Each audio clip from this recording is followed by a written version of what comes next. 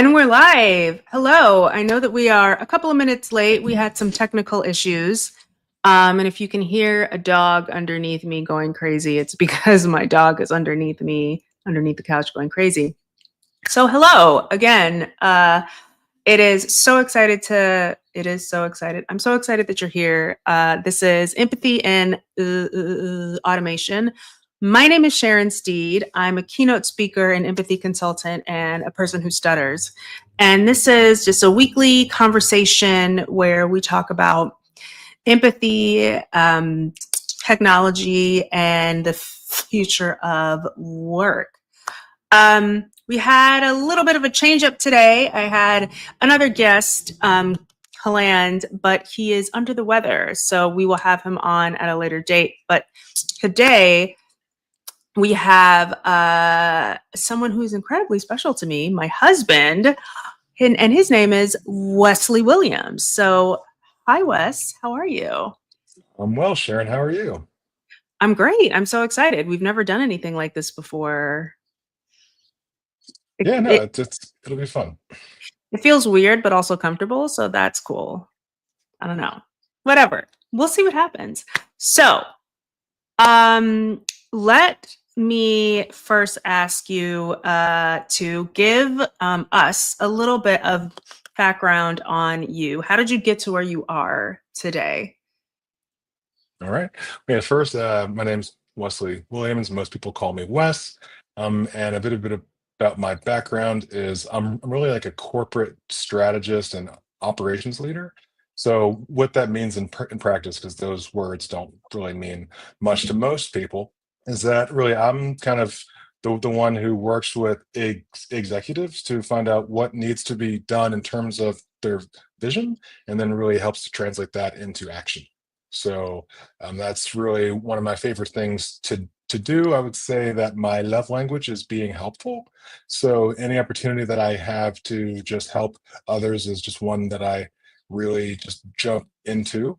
Also want to say that I too am a person who stutters. So just wanted to give everybody the heads up.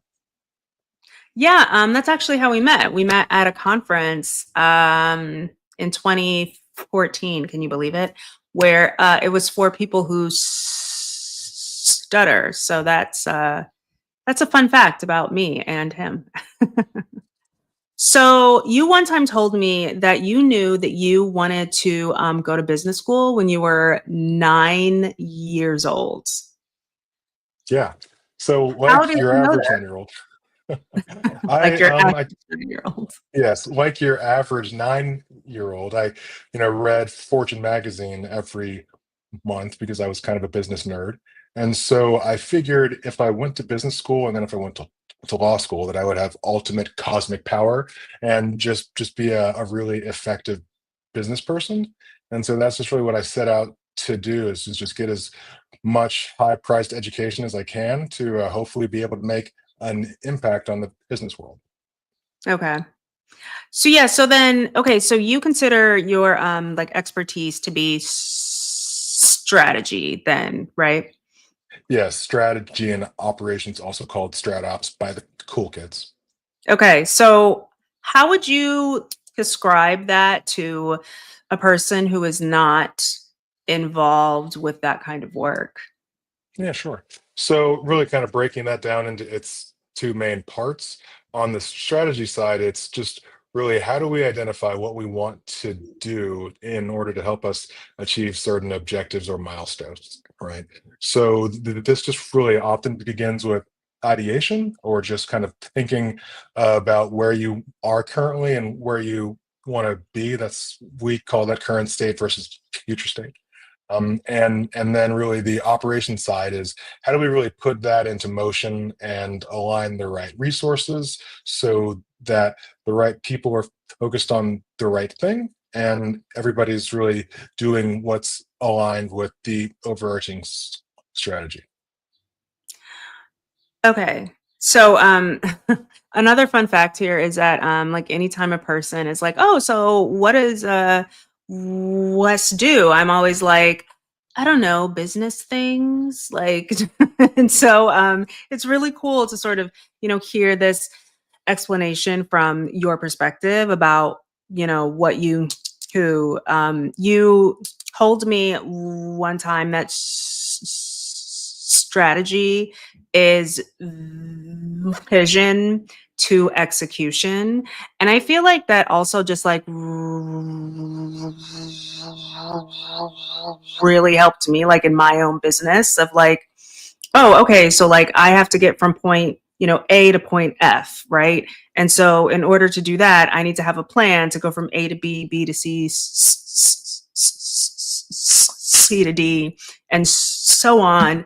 And yeah, and so that's strategy. So yeah, every time I talk to you about this stuff, I'm always like, yeah, great, you're doing great. And then you're like, no, like this is important. Um, anyway, so what do you think, or what do you feel has been your biggest success in that sort of field of your expertise? Yeah, I would say, I've done things like help to reorganize departments, help to put in place like project plans to achieve big corporate goals, and all of, that kind of business optimization stuff, which I also just love. But in terms of my like biggest accomplishment, I would say that when I had my first kind of big boy management leader job, I received my first 360. And I'll just, how do I put this? Like, I failed to such an extent that it was almost impressive that somebody could just fail that much. I created a really effective team that was operationally aligned, and that I micromanaged, and that who hated working for me. So all of this really came out in my 360, and I was very, very fortunate that my managers and my chain at the time really had enough faith in me and my ability to right the ship. So I got my teams together from all over the country, and I apologized. It was very, very humbling. It was very, very necessary. And honestly, that's really one of my biggest accomplishments, is just being able to overcome my own challenges and my own barriers to being a more effective leader. Yeah. So you said that you apologized. A lot of the things that, I talk about like in my work, I have, videos I post. I do a newsletter occasionally on being vulnerable. I feel that just from what I have seen with a lot of like the companies that I work with and like a lot of the clients is that this whole idea of apologizing, it comes off as being almost like a sign of weakness and like a sign of failure. But um usually, and I would say almost all of the time, if not all of the time, when like a person like you know, like who is in charge and who is giving like orders, directives, when you come to your team and you apologize, like that act of vulnerability, it actually really encourages people to, want to really connect with you, like even more, right? And like it gives people just like a little bit of insight into, who you are at your core, which is what I think that like I have seen like a lot of people leaders, they feel like they have to sort of come into these situations where like they are in charge and they can't be themselves. Have you experienced like that, I can't be 100%, Wes because I'm in charge and, I have to be another person in order to, have my team be successful? Mhm.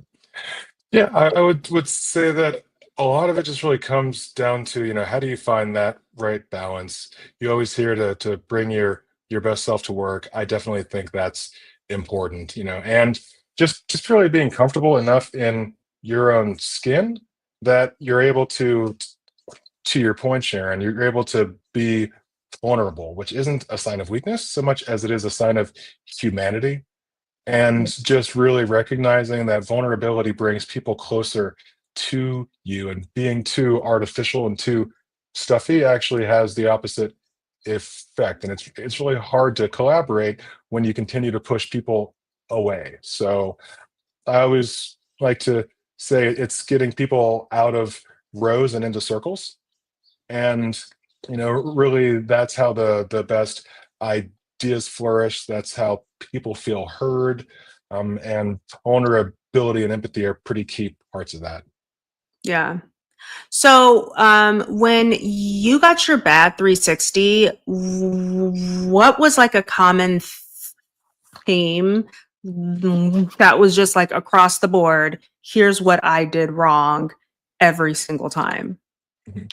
Yeah, I would say mostly everything. I kind of did everything wrong. No, it was really that I was micromanaging too much, that I Mhm. wasn't giving my team the opportunity to succeed or to fail. And was just really being more paternalistic about how things should be done, and just not recognizing that I was very, very fortunate to be surrounded by a lot of really smart people, and Yeah. that you have to give people an opportunity, myself in included, to just thrive rather than survive, because that's just really not enough. And so that was kind of one of the big pieces there, was just autonomy and trust, I would say, if I had to boil it down to a couple of words. Okay. I have a two-part question now. Okay. So, why do you think that you felt that you had to have your hands on every single moving part? One. And then two, how did you get out of that, right? Like, how did you change your thinking and sort of allow your team to be a little bit more autonomous? Yeah. So okay, the first part of your question was what? Could you restate that?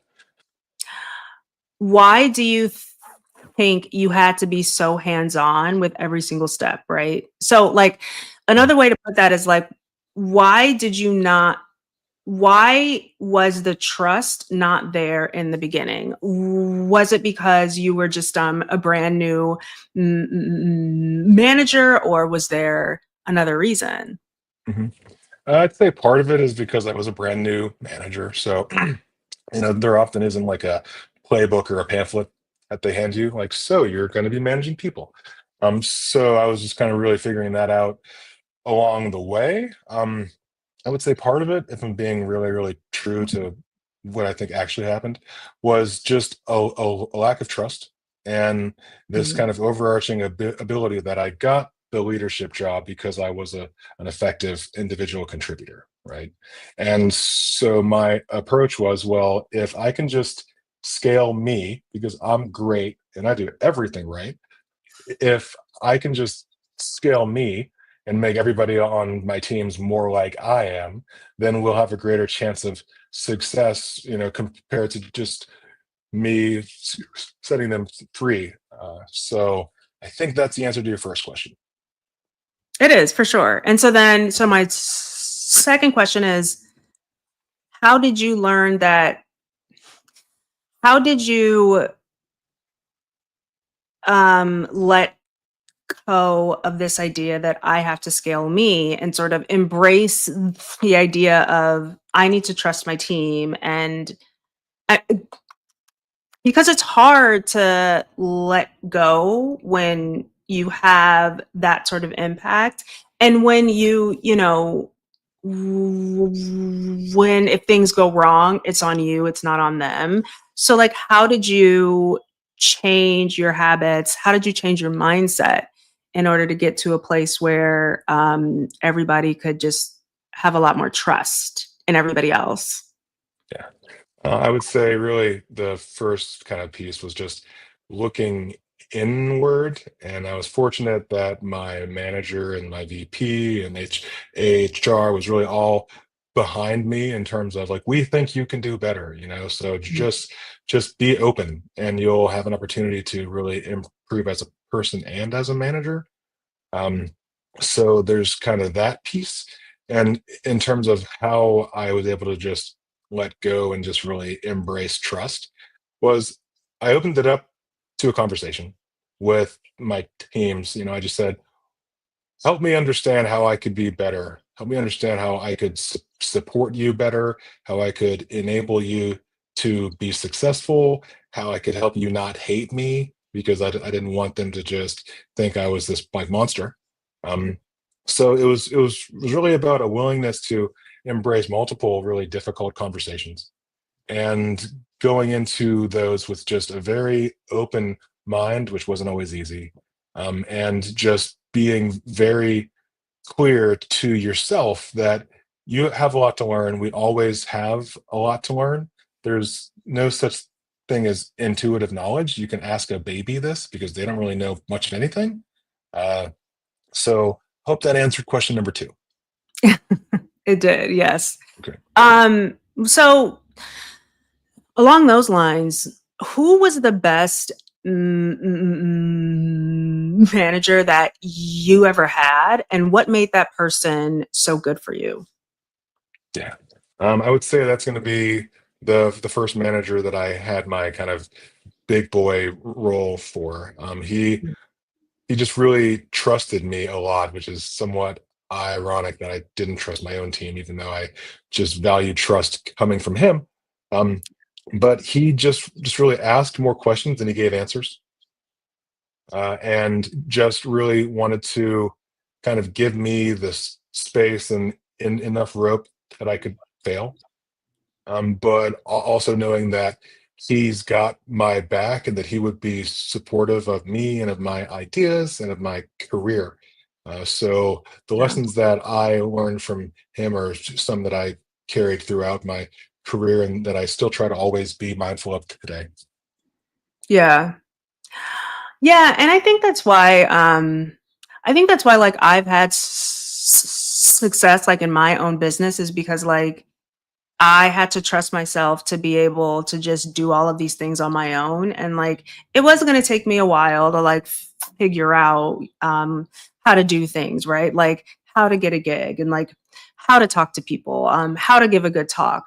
But it's not as terrifying if I know that, the person in charge who, um, in my case is going can be me, is going to sort of allow me to figure it out, right? And I just think that's like a really important trait in a really good leader is that they are sort of, allowing their teams to figure out how to work well as an individual, but also, how to work well as a group, how to work well together. I couldn't agree more with all of that. Yeah. So let's sort of switch gears over a little bit and sort of talk about my big thing, which is empathy. So, how do you view empathy just in your own personal life? Yeah, I think I would say that I kind of view empathy as an opportunity to step out of self and really into somebody else's shoes. Right? It's very easy to have this kind of superficial understanding of what someone else might be going through, but you're always going to be biased by your own background, your own experiences. But whenever we can kind of let the other person kind of be and and feel and express, it's just really imperative for us as people to just cultivate those sorts of spaces where people have an opportunity to be heard and that they aren't only heard, they're actually listened to, and that they just feel that human connection, which there really isn't any other way to get that connection, no matter how complex our technology is. Like, we still have to rely on humans to get the most meaningful things done. So you said that you think it's important like that people feel heard. And so I'm going to ask you kind of a personal question here. But so, I always viewed stuttering for me as like a really big insecurity. And so for a long time, like I didn't feel heard because I didn't allow myself to speak enough in order to be heard, right? So I would sort of avoid having to talk to people a lot. And so, I learned empathy as a result of, avoiding talking and just asking people a lot of questions and like learning a lot about like their own experiences. But I was learning about empathy from a place of insecurity of I don't want to talk, but I want to be a part of the conversation. So I'm just going to keep asking questions, right? So have you ever viewed like your speech impediment, your stuttering as, an insecurity or even like as an impediment to like, your ability to communicate or even like your ability to climb and grow in your career? Yeah, it's a great question. One that I'll have to dig deeper to answer. But I would say that I definitely felt insecurities. If I'm being honest, I still feel them now. It's somewhat embarrassing when you can't get your words out. Yeah. I was very fortunate to be named Wesley Williams because one of the sounds that I have hardest time with is W's. So I like to think that I was kind of cursed from the jump. I'm just kidding, but it just kind of taught me the importance of just understanding that people on the other side of you see you in a certain way that may not align with the way that you see yourself, Yeah. right? And I kind of wore stuttering, on my shirt as just this kind of badge of failure, because it was just so hard to accomplish things and most people take for granted, like being able to talk good. It's just Mhm. so definitely insecurities, and I kind of channeled them for a brief period of my life into really less constructive means. Like I tried to get in front of people making fun of me, even though most didn't. And I was kind of more sarcastic than I think I needed to be, than I think I wanted to be. But it was all just really coming from this place of like self protection and self preservation. And I was fortunate enough to have a lot of really good like family and friends and speech pathologists and psychologists and psychiatrists who just really helped me to just get a better handle on it and to just understand that something can be a part of you without it being the entirety of you. Yeah. So, do you think that was there ever a time in your career where you felt that like your stuttering, this sort of like exposing your vulnerability actually helped you to really better connect with people, either like on your team or, just in the office in general? Mhm. Yeah, I would say that's definitely the case. Trying to think of a specific instance. Like I've tried to now disclose, which is say like, hey, I'm a person who stutters. Like it's surprisingly hard to do, but it gives people on the other side kind of this ability to be off the hook, right? So because they don't have to think like, does he know what he's talking about? Is he Yeah. unsure? Right? Like, is he incompetent? So Hmm. so just really kind of getting in front of the news story there. Just generally as much as I can, which isn't always. Like some days are just want to hide under a rock days. Yeah. But I try to just be very open and honest because that does bring people to you. Any openness, any honesty, any vulnerability. There are few people who see that as an opportunity to pounce. Most people see that as an opportunity to just lean in even further. Yeah. Yeah, I've seen just like in my career, like I have had times where I have given talks and I felt like I was really comfortable. I was like overwhelmingly fluent. And I was like, oh my God, like that was amazing. And was it amazing because I was fluent, or was it amazing because I gave an amazing talk? Right. And then I've had times where I felt like I've stuttered so much, like that it took away from like the conversation that I was trying to start, like either with the um, audience or like with the workshop. And every single time that that's happened, I felt like very ashamed of just like, oh, like I know that I can quote unquote do better than this. But um people always come up to me and they're like, hey, I loved your talk, and they give me like a lot of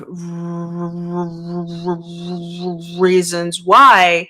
And it's always amazing to me like that on the times when I feel like I stuttered too much, that people can still like hear my message. And I think a thing that like always really concerned me like was that, you know, stuttering was going to get in the way of people's ability to really like embrace and understand the contents, you know, of my communication. And that's never happened.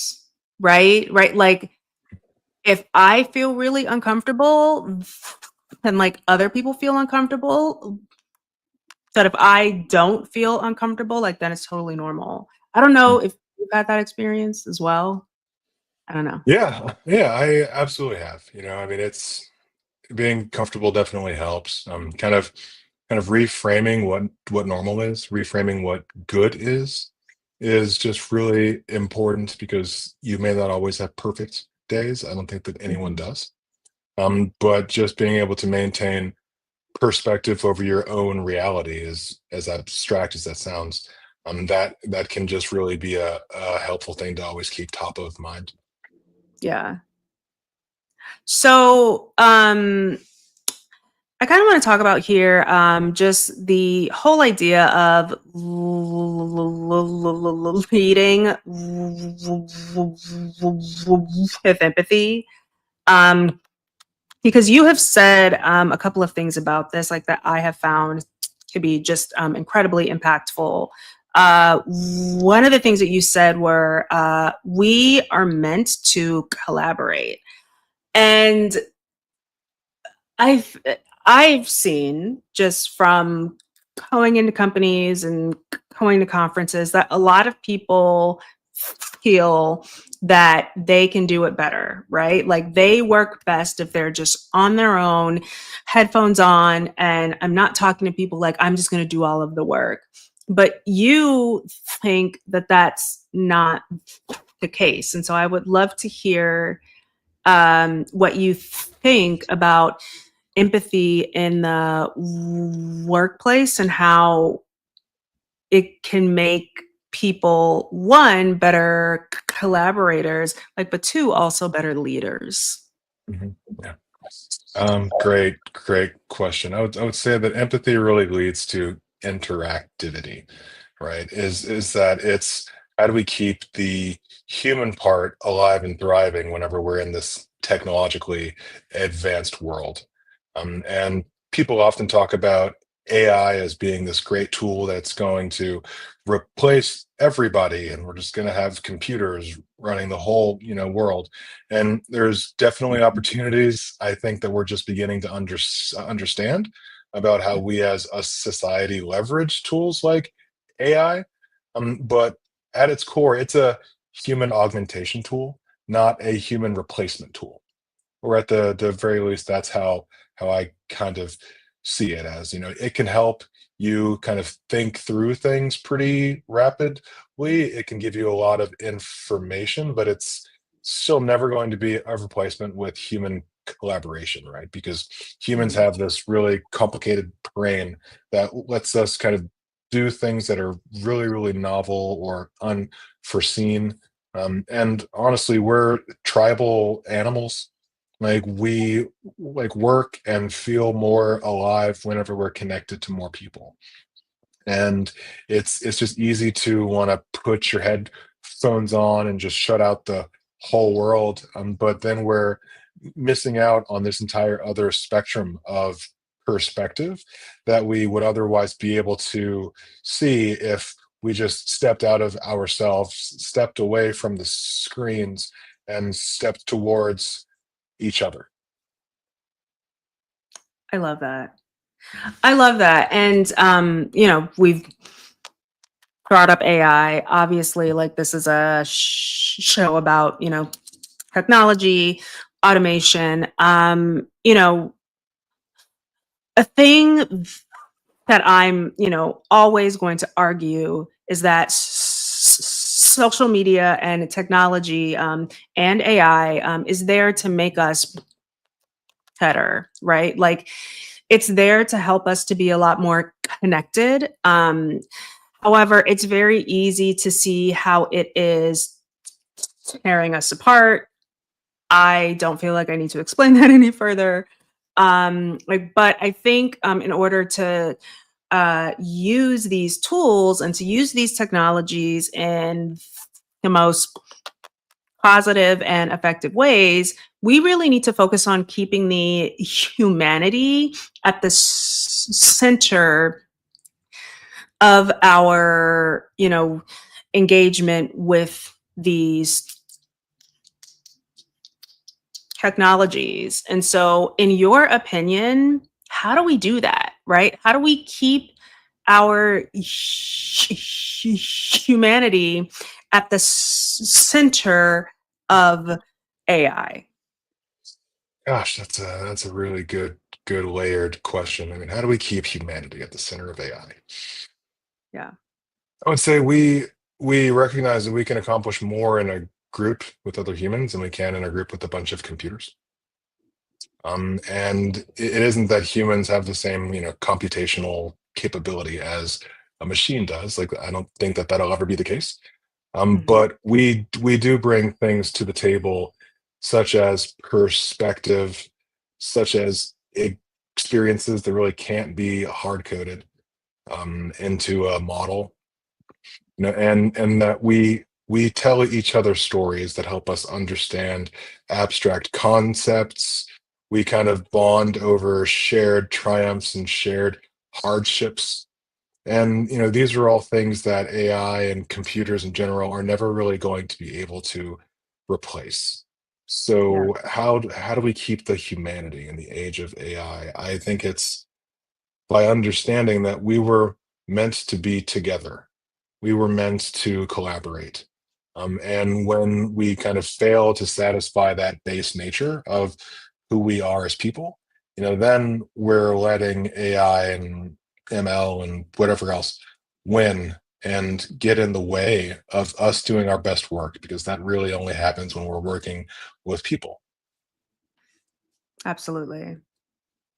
So, how do you use I know that you're really into this, right? Like you're really into AI. Like, so you were the one who actually got me like into Chat GPT, Mhm. right? And now I'm just like, oh my God, it is like a collaborative partner, right? Because okay, I'm not gonna lie, I felt like if you use Chat GPT for everything, you're cheating, and that doesn't like, that's not fair, and it's also not like, it takes away, like, all of the perspective of, like, a person and, your experience as a person out in the world, but, you really helped me see how to use ChatGPT as a collaborative partner, and I feel like it has actually helped me to, do better work. But all that's an aside. How do you use AI? Yeah, I'd say the first thing I try to think about is I kind of see AI as being having a million really smart interns who have no context for anything that you want them to actually do.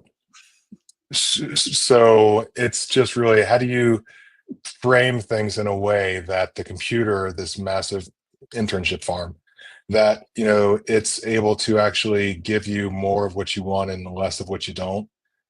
And prompting is really key. It's just kind of putting the computer in that head space or hard drive space or microprocessor space or whatever, about putting them in that space where it knows more of what you actually want, because if you're not specific enough, it'll just go crazy and just not give you really what you actually need.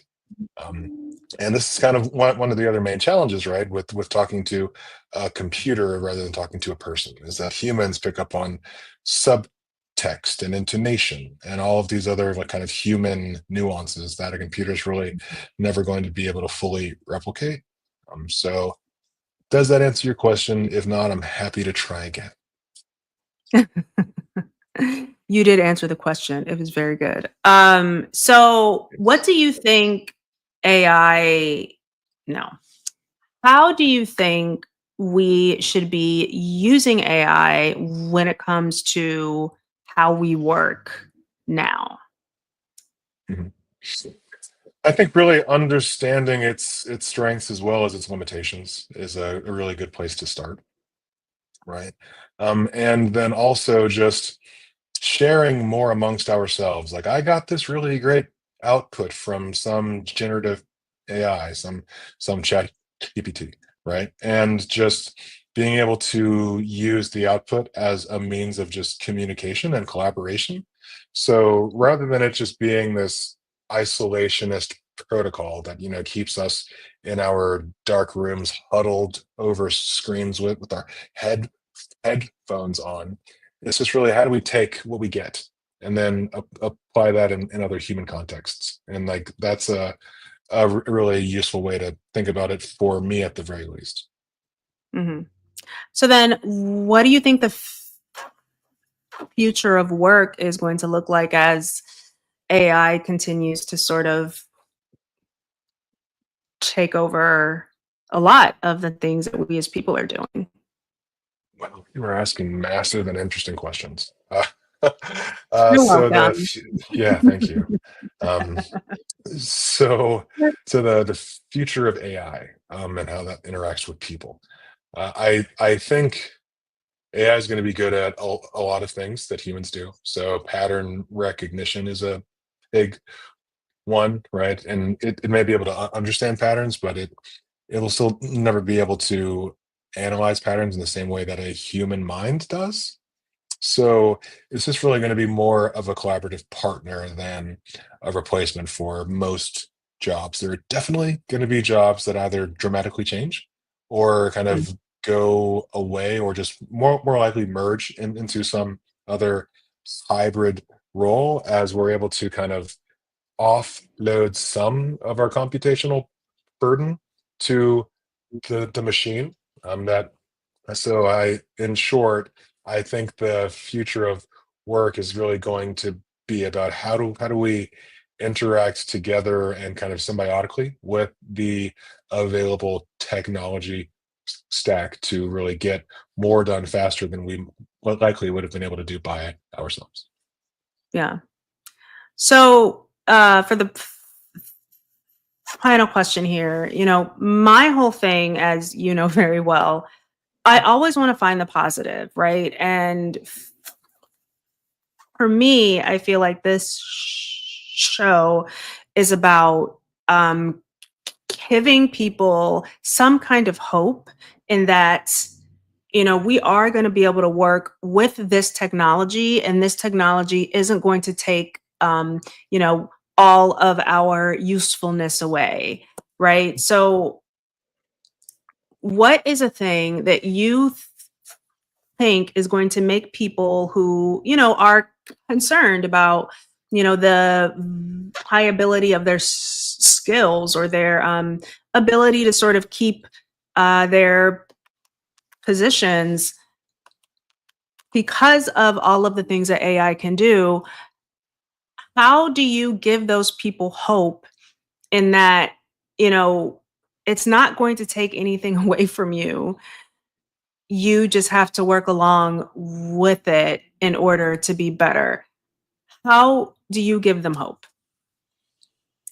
Yeah, I would say just hope, just understanding the tools that we have available to us is a really great first step, right? And that AI really is just one other tool that we have in our quiver of tools. So the more comfortable that we're all able to get with how we utilize AI, what it's good for, what it's not as good for, that can give people a lot of hope because it kind of gives them some of their power back. So AI isn't happening to me, it isn't happening to us, it's happening with me, it's happening with us. That can be really, really helpful. And then also that humans get things from humans that we'll never be able to get from anything other than ourselves. We are emotional, complex beings who have a lot of computational availability, but really like hit it out of the park in terms of interaction and learning from each other and teaching and maintaining a really open mind as it comes to new perspectives, that like there's hope that we can never fully replace our humanity, and that technology is just there to help us more than it is to harm us. Excellent way to end. I loved it. Loved it. Well, again, I have to thank you because all of this was very last minute. Guys, like I literally was like, hey, can you talk on a podcast for an hour in 5 minutes? And he was like, yeah, sure. So you're the best. Obviously, that's why I married you. Um, where can people find you? People can find me on LinkedIn. I occasionally post things that I think people might find interesting. So you can find me there. That's a good place to start. I'm on Twitter. I'm on Instagram. I don't really know my handles. I think my Instagram handle is hashtag and then an underscore and then the word underscore and then another underscore.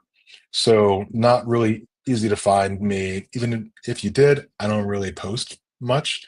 So I would just say LinkedIn and just reaching out. I'm always open to have a conversation with pretty much anybody about pretty much anything, not because I kind of have this global knowledge base, but because I'm more curious than I am not curious.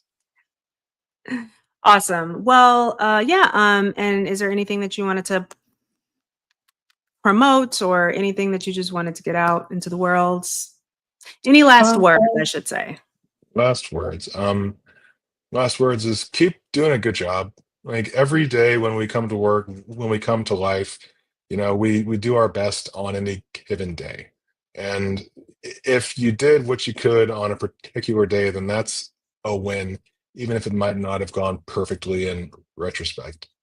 So you're doing great. We're all doing great, but none of us are perfect. Absolutely. All right. Well, again, I'm Sharon Steed, and I'll be back in a week with another guest talking about empathy in automation. So thank you again, Wes, and all the rest of you. I will see you next week. Bye. Bye.